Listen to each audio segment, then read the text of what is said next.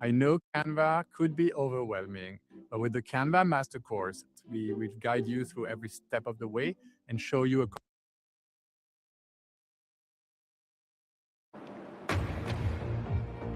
Attend. Don't.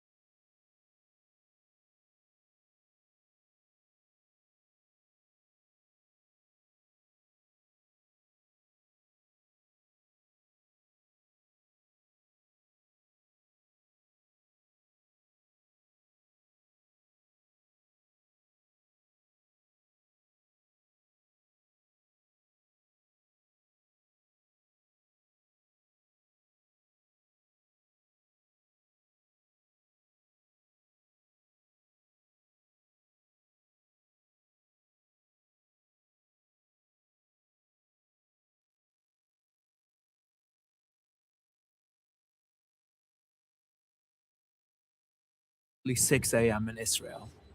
A series of fighter jets takes off, armed with long-range high-precision missiles. According to CIA and Israeli intelligence, a significant portion of Iran's leadership has gathered here, in a compound in Tehran. Among them, Ayatollah Ali Khamenei, the country's supreme leader. 2 hours and 5 minutes after the jets took off, Israeli missiles strike the compound.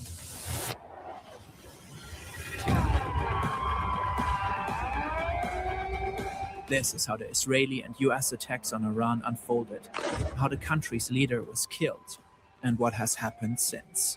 شهد شعیب گوارای شهادت را نوشیدم و به ملکوت اعلی پیوستند. By the time this video is published, new details might have emerged. The US, Israel, and Iran have a long history of tensions.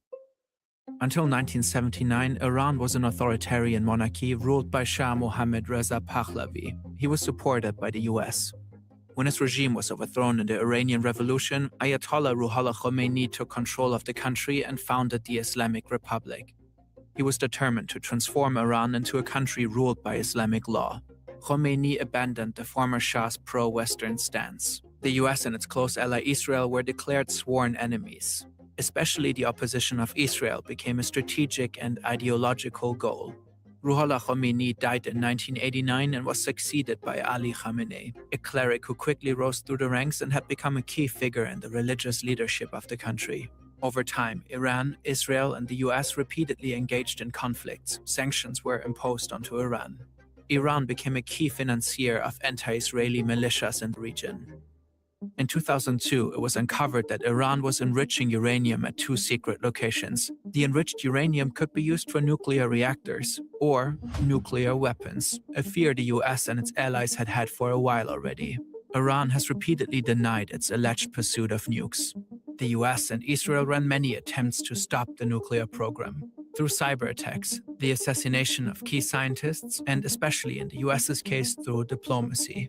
In 2015, the Obama administration and the Iranian regime agreed to a nuclear deal. This is a good day because once again, we're seeing what's possible with strong American diplomacy. Under the nuclear deal that we, our allies and partners, reached with Iran last year, Iran will not get its hands on a nuclear bomb. However, in 2018, President Trump pulled out of the deal. The fact is, this was a horrible one-sided deal that should have never, ever been made. Ever since, relations have tensed up. In 2025, in the midst of new negotiations, Israel and the US launched a series of airstrikes on Iran using bunker buster bombs. 3 Iranian nuclear sites were heavily damaged. In the same year, Iran plummeted further into an economic crisis. The currency crashed, food prices soared, people grew frustrated. By the end of 2025, mass demonstrations erupted across the country. Peaceful protesters and rioters called for the end of the Islamic Republic. Trump called for an uprising of the Iranian people against their government, saying help is on its way. But the regime brutally cracked down on the protests. It shut down the internet across the country. For days, little to no news made it out. In the end, thousands of people were killed, 50,000 reportedly got arrested. The US began to build up troops in the region, with Trump repeatedly threatening Iran. On Thursday, February 26, there was a last-ditch diplomatic effort between the two countries in Geneva. To no avail. Saturday, February 28, around 9:40 a.m. in Tehran, Iran's capital. This government compound is not far from Hur Square. It reportedly houses offices of the Iranian presidency, Iran's National Security Council, and the supreme leader. Since 2025, the US has apparently gained specific insights how Ayatollah Khamenei and the Islamic Revolutionary Guard Corps communicate and move while under pressure. Reportedly, the CIA has tracked Khamenei for months. They've mapped his whereabouts and studied his patterns. They're confident he's here today, and they learned of a meeting of top Iranian officials on site. The US and Israel originally intended to strike at night under the cover of darkness, but they reportedly moved their time of attack. This opportunity was too good to miss. Suddenly, Israeli missiles hit their buildings. During impact, several national security officials are in one of them. Supreme Leader Khamenei reportedly in another. Afterwards, satellite imagery shows heavy damage to the buildings. Black smoke is rising.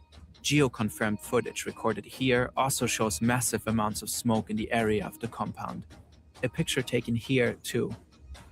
Ali Hosseini Khamenei died in the attack.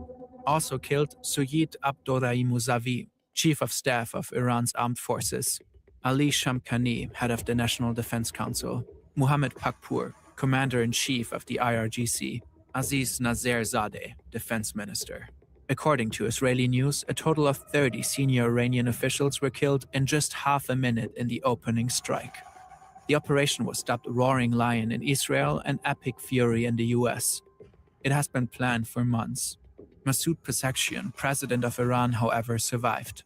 Ali Larijani, secretary of the Supreme National Security Council, vowed Iran would fight back and assured continuity of governance. The strike on the government compound was just one part of the operation. Afterwards, Israel reportedly take out Iran's air defenses, especially around Tehran. In a third wave, Israel deploys roughly 200 fighter jets, bringing much of its air force into Iran. The goal is reportedly to destroy as many Iranian missiles as possible, as fast as possible. The US reportedly joins in about 30 minutes after the attack on Iran's leadership. According to the New York Times, their attacks focus primarily on targets in eastern Iran, far away from Israel.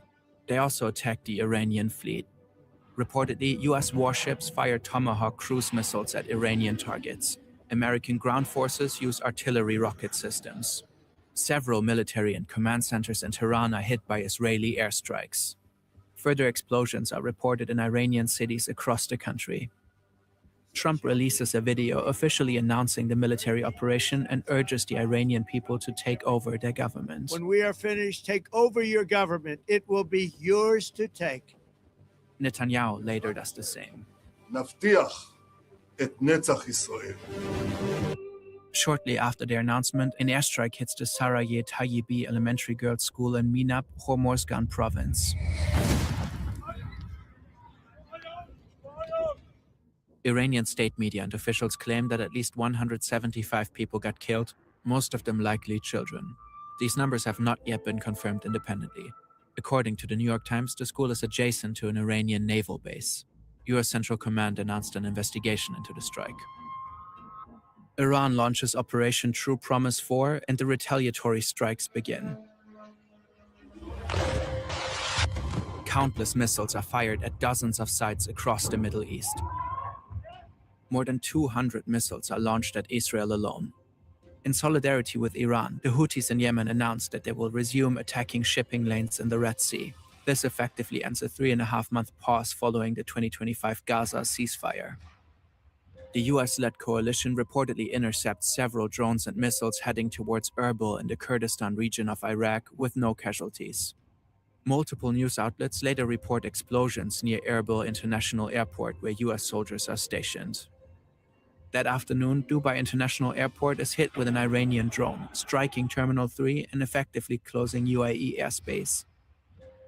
Several luxury hotels like the Burj Al Arab and Fairmont de Palm are set on fire. It's unclear whether this was the result of a direct attack or if the fires were caused by debris from intercepted missiles.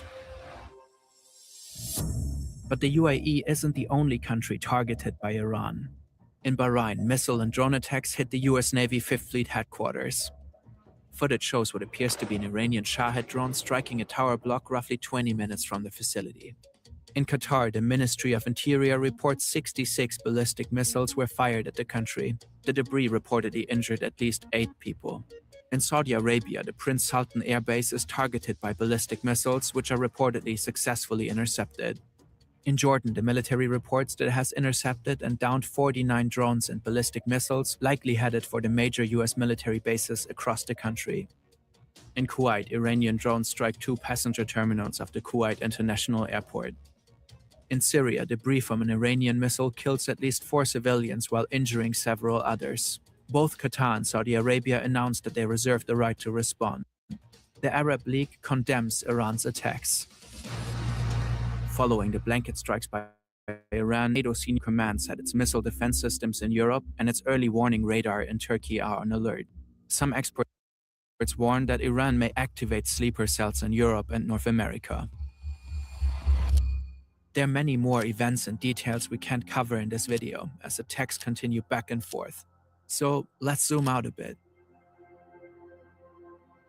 The US's involvement in the attacks is controversial. On Truth Social, Trump said this: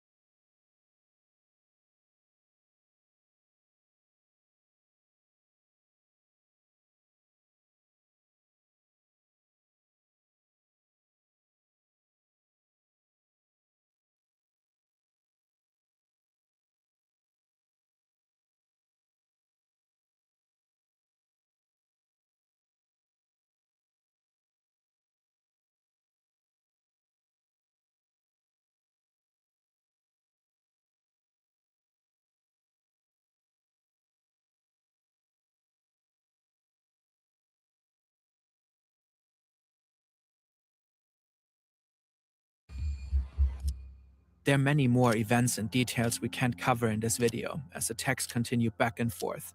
So let's zoom out a bit. The US's involvement in the attacks is controversial.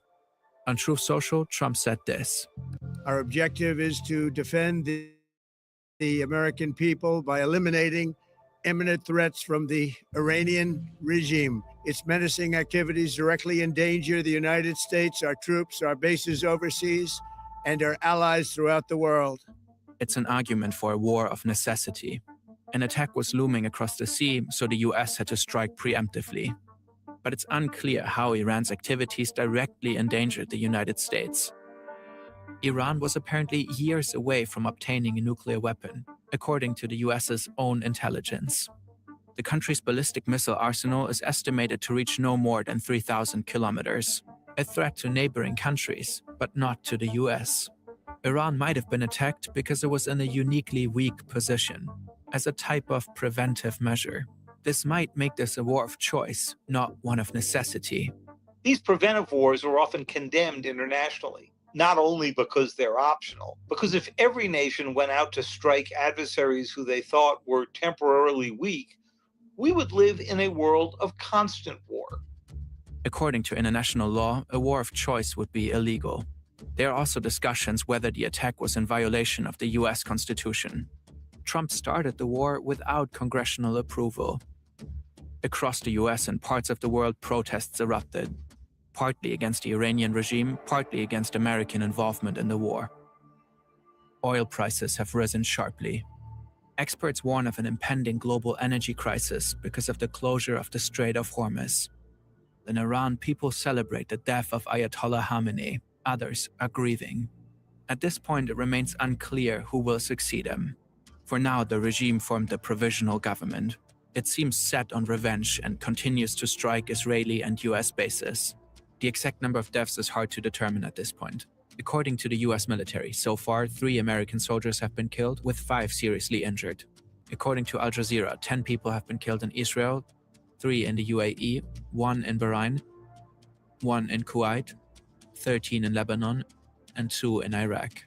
The Iranian Red Crescent has reported that since the attacks, at least 555 people have been killed, with hundreds injured.